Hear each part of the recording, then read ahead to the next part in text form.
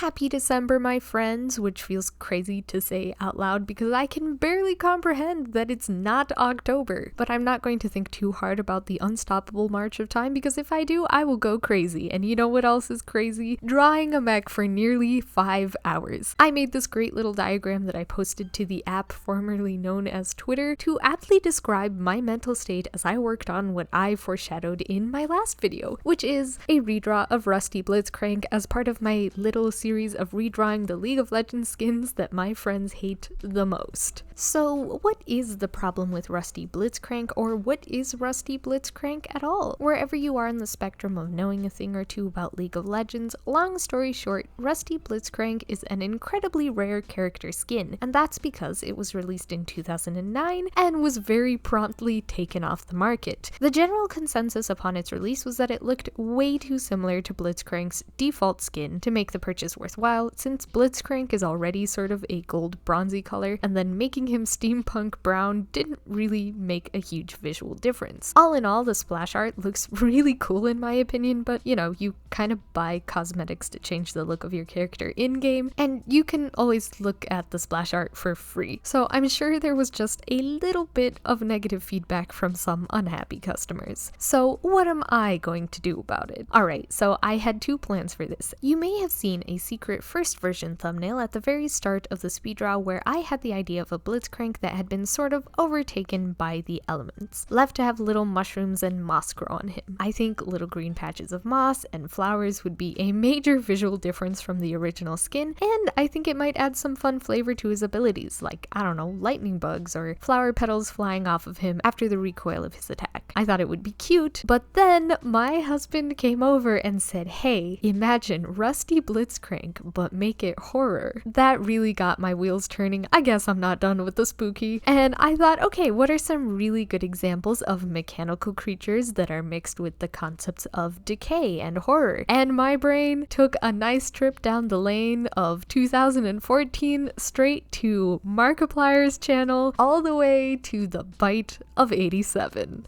Was that the Bite of 87? Look at me, incorporating yet another video game with a pretty major fan base that I know only the bare bones about. So, you know, that's another video game we can put in the tags, boys. No, but in a more serious sense, the Five Nights at Freddy's fan base has some incredibly talented artists. And when I realized that I wanted to combine the visuals of organic decay with a construct mechanical being, why would I look further than the Five Nights at Freddy's fan artists?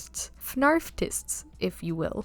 So, after studying many different pieces of art, there are three main distinguishing features that I found in pretty much any fan rendition of the dilapidated animatronics. The first is that there is a constant blurring the lines of, is this mechanical decay or is it organic decay? Even in the games, there are a lot of stains and marks on the walls and the characters that make you think, is this blood? Is this rust? Is it just a lot of oil? Or did someone take a very large spooky doogie and at the end of the day, you just kind of have to accept that you'll probably never know. And this concept very much ties into the second feature, which is that there are just straight up whole plates missing from the outer shell, I guess you would call it. Like the chest cavity is open or part of the face is gone, things like that. And they always choose to reveal, oh, of course, a haunting mechanical frame that oddly looks like a human skeleton but with like infinitely more teeth. Who could have predicted this? But anyways, the third distinguishing feature is that none of the artists ever skimp on utilizing the void, which I personally think I'm very bad at. Most of my drawings are relatively low contrast overall, and a lot of the fan art that I was looking at for FNAF had very dark outlines or high contrast shading because, you know, shadowy area equals scary. So these are the three things that I try to focus on in this drawing. I really try to push the is it blood or is it rust vibe. I take off half of Blitzcrank's beautiful round face and chest, and I use very dark tones to contrast the shiny bits that he has hidden on the inside. And this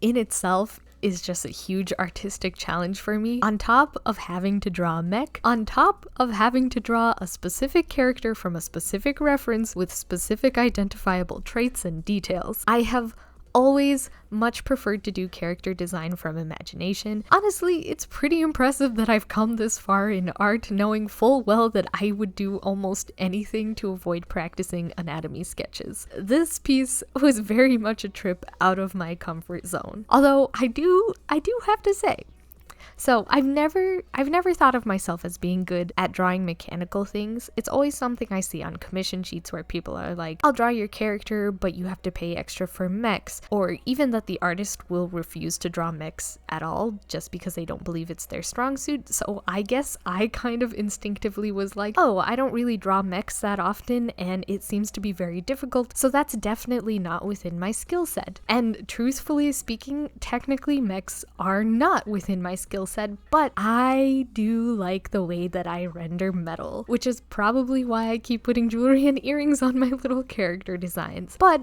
I specifically like rendering metal that is gold or bronze, and clearly the B in Blitzcrank stands for bronze. Now, to say this is directly a Five Nights at Freddy's League of Legends crossover I think is a bit of a stretch, so it's pretty safe to say that this could be turned into a real skin without any copyright issues, but I think it still might be a difficult skin to incorporate into the game. There are quite a few loose hanging wires featured in this drawing that I think would be difficult to consider for existing character animations, or, you know, League characters are actually pretty small in the overall gameplay, so maybe all these hanging wires wouldn't really add anything to the character model. The other thing that I think might be a little hard to deal with is that instead of adding on top of the character, this skin would be based around taking away from the existing character model. And I have no idea how rigging works for League of Legends or video games in general, to be honest, but from what I've seen of League skins, they usually add on top of the base skin instead of opening up the outside and creating a smaller frame within. Also, to add another layer of random complication, thinking of the context of when the Rusty Blitzcrank skin came out, League of Legends as a whole had only been around for like a month. So as far as making major changes to character models for skins like they do now, a lot of time and money and advancement in gaming design has gone on since then. Oh hey, what fun timing this worked out to be, because I think when I finish the first leg is exactly when my brain decides to go, I'm tired of this, Grandpa. I'm tired of this, Grandpa. That's too damn bad. But you know how the rest of that audio goes, and we indeed do keep digging. This exact moment is the peak in the chart that I showed you at the beginning of this video, where I stop enjoying rendering metal and remember that I actually have to think about mechanical joints and things like that. I did heavily consider removing one of Blitzcrank's limbs here and replacing it with a mangled piece of metal or wire to prevent myself from having to render another arm or leg, but I did decide against it, partially because I was tired enough following the reference image. I didn't want to think of how the limbs would look all twisted out of shape, but also in the context of what I had just been talking about, I figured I had probably destroyed this poor guy enough. If I did anything to the arms, that would impact the attack animations significantly, and if I did anything to the leg, that would probably impact the walk cycle significantly. And I know technically, I personally do not have to bring this concept to anyone at Riot. I also am not constrained by animations and rigging, but I take my imaginary job very seriously, so if I'm going to redesign some skins, I want to make it at least a little bit believable in terms of it being turned into a real skin. So to save myself from getting too burnt out working on the metal bits, I went very heavy on a lot of rust. So all the screws that are in him are rusted, and not only are metal plates just straight up missing, the ones that are still there are being corroded away, and I had a lot of fun with the fists, where I played around quite a bit with the is it rust, is it blood concept. One of Blitzcrank's abilities is basically an uppercut motion, so he would have marks on his fist from that, and I added a lot of rust and little sprays of stains away from his knuckles. I don't know, I'm pretty proud of how that turned out. I think it's neat. And in this last minute, I'll render out the second arm and begin working on the background. I think I ended up making the background a little more cave and a little less sewer like I originally intended, but look, I just like implying moss. I had to get a little bit of the moss and water feature that I really wanted to include it in my first version of the drawing, you know, as a little treat for doing nothing but rendering rust and metal for 5 hours. I definitely add a bunch of filter layers because, as I said before, I'm not really used to working on very, very dark darks and high contrast, so I up the contrast, I push the values, and make everything a little more green and sickly. I also add a multiply layer to really emphasize the vignette silhouette and the light coming from behind. At the start of the drawing, I had hoped to put in like a little circle of light from a flashlight on him, but I decided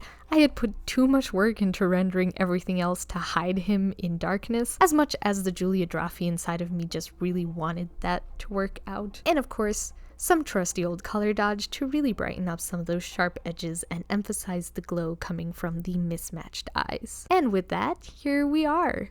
POV, you made eye contact with FNAF-coded Blitzcrank in the sewers and are about to become the bite of 2023. I am devastatingly happy with how this came out. I don't want to render a full mech for a while, and I still don't understand why this turned out as nicely as it did. There is zero evidence over the course of my artistic career that dictates that I would be this good at drawing mechs, and yet here we are.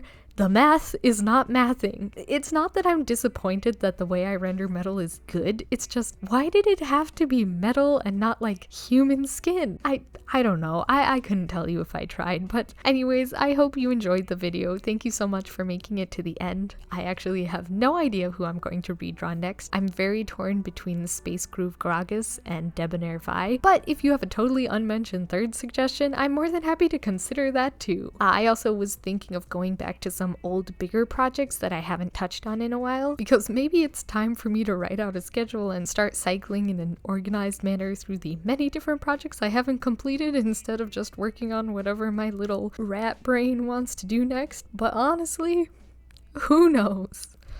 Not me.